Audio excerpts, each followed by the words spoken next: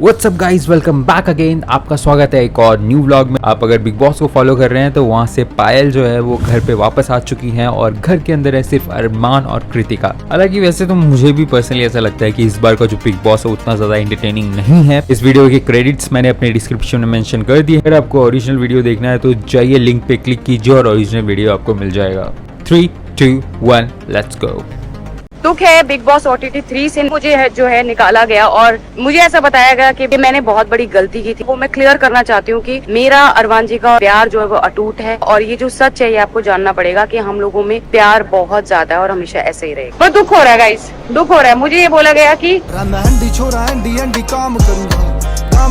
बाबू का नाम करूंगा। हेलो एवरीवन, कैसे हैं आप सब? होप करती हूँ आप सभी अपने घर में बहुत ही अच्छे होंगे। Welcome back to our new blog. जी हाँ, दुख भी है और खुशी भी है आप लोगों से सबसे वापस मिलने की। दुख है बिग बॉस OTT 3 से निकलने की, क्योंकि बहुत ही जल्द मुझे जो है निकाला गया और कोई रीजन नहीं था निकालने का। और मुझे ऐसा बताया गया कि मेरे लिए जो वोट्स हैं वो बहुत कम आए थे, पर मुझे ऐसा नहीं लगता है कि मुझे आप लोगों ने वोट नहीं किया होगा। मुझे ऐसा लगता है आप लोगों ने वोट बहुत भर भर के किया होगा। पर चलो कोई नहीं, वो मेरा लक था कि मैं बाहर आ गई हूँ। पर बाहर आ गई हूँ, आप लोगों को फुल सपोर्ट करना है कृतिका और अरमान जी को। साथ ही साथ बता देती हूँ वहाँ बाहर जो है बहुत ज्यादा गलत बताया जा रहा है, दिखाया जा रहा है हमारे बारे में, पर ऐसा कुछ नहीं है। 2 साल 3 साल से आप लोग हमें देख रहे हैं, आप हमें जानते हैं अच्छे से। बहुत सारी क्लिप्स ऐसी थी जो सब चीजों में दिखाई नहीं गई है।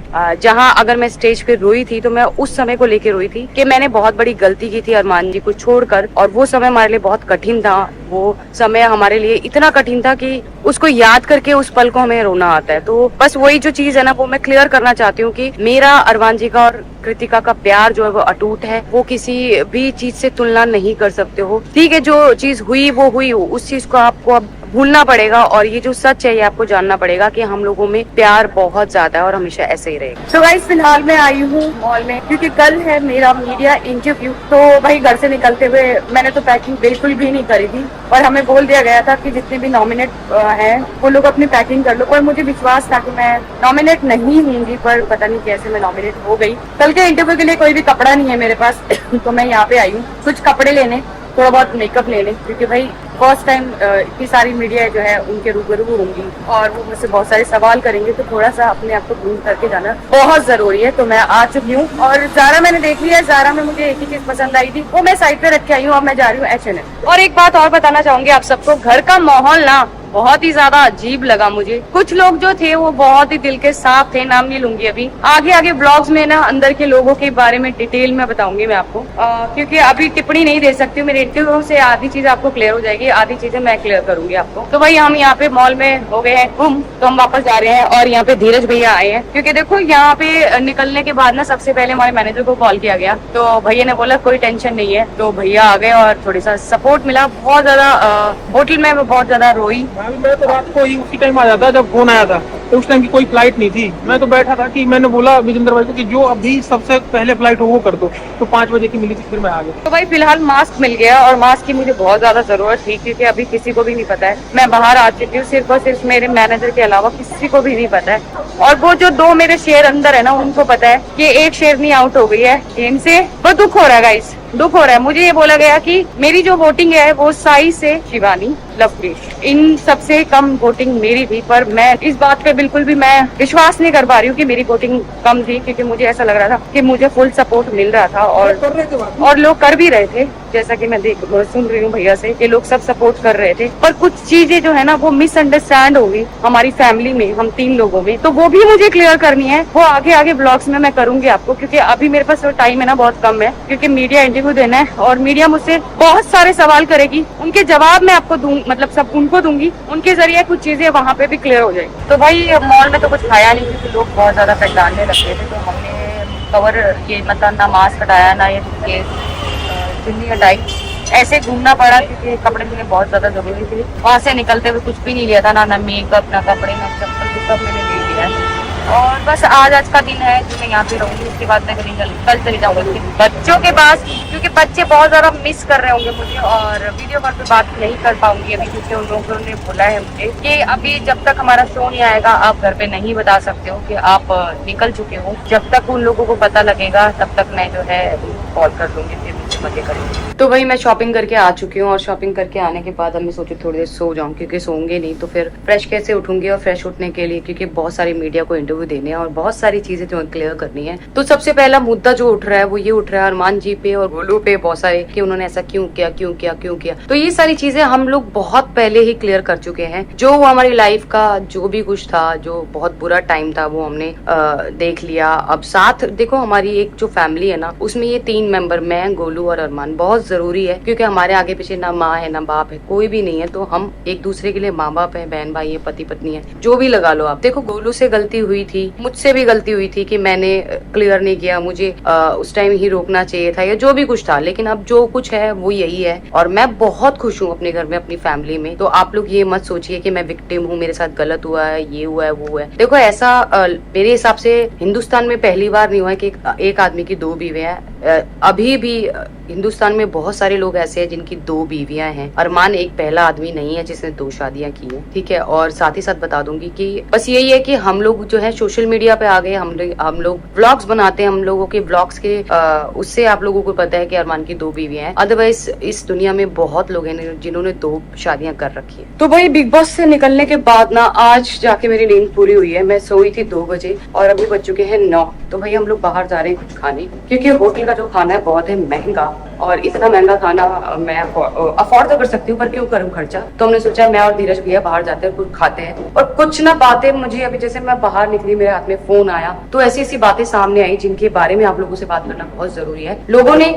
प्रेस्क्रिप्शन क्या कहते हैं, वो एक वो बना लिया है अपने माइंड में कि ये लोग 3 है 3 है 3 है 3 है। पर आप लोगों ने हमारा पूरा जो है देखा होगा अभी तक, हम जितना भी मैं खेल के, हमने इंडिविजुअल खेला है, हमने मिलके नहीं खेला है। हमारे थॉट अलग थे, हमारी सोच अलग थी पूरे इस सीजन में जितना भी मैं 1 हफ्ता निकाल के आई। तो गाइस अभी हम पहुंचे थे क्या था नाम, क्रिश्चियन दरबार पहुंचे थे। पर यहाँ पे जो है वेटिंग बहुत ज्यादा है, तो हमने सोचा वेटिंग में वेट करके कोई फायदा नहीं है, कहीं और चलते हैं, जो बीच पे चलते हैं वहाँ पे कुछ खाते हैं और थोड़ा बीच पे घूम लेंगे। क्योंकि देखो मेरा टाइम पास नहीं हो रहा है होटल के अंदर बैठे बैठे, क्योंकि यहाँ से निकलने के बाद ये हो रहा था कि फटाफट से अपने 4 बच्चों के पास पहुंचूं और उनके साथ रहूं जितना भी अब टाइम अरमान जी और कृतिका अंदर है, तो बच्चों के साथ टाइम दूं। क्योंकि जब मैं निकली थी ना बिल्कुल मेरा मूड बहुत ज्यादा अपसेट था, कोई था नहीं आसपास में, ना फोन था ना कोई था, तो वो टाइम निकालना बहुत मुश्किल था। और अभी जो है बस ये है कि कल का इंटरव्यू फटाफट खत्म हो और मैं फटाफट अपने घर पहुंचूं। तो वही पहुंच चुके हैं शालीमार रेस्टोरेंट के अंदर और पहली बार आई हूँ लाइफ में मैं। अभी जहाँ हम गए थे वहाँ पे इतनी ज्यादा भीड़ थी। देखो खाने का कोई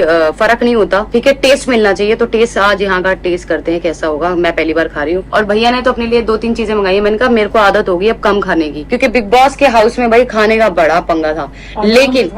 लेकिन मैं ये कहना चाहूंगी कि बिग बॉस राशन में कोई कमी नहीं करती, वो प्रॉपर देते हैं। पर जो हमारी क्योंकि वहाँ पे कोई काम नहीं होता आपके पास, आप सारा दिन वेले रहते हो, जब कोई टास्क आएगा तो आप टास्क करोगे, वरना वहाँ कोई काम नहीं होता किसी के पास। तो क्या बार बार भूख लगती है, बार बार भूख लगती है तो कुछ ना कुछ बनता रहता है। तो भाई वहाँ पे ऐसा नहीं है कि खाने की कमी है, खाने की कोई कमी नहीं है। हर चीज की फैसिलिटी जो है बिग बॉस प्रॉपर देता है।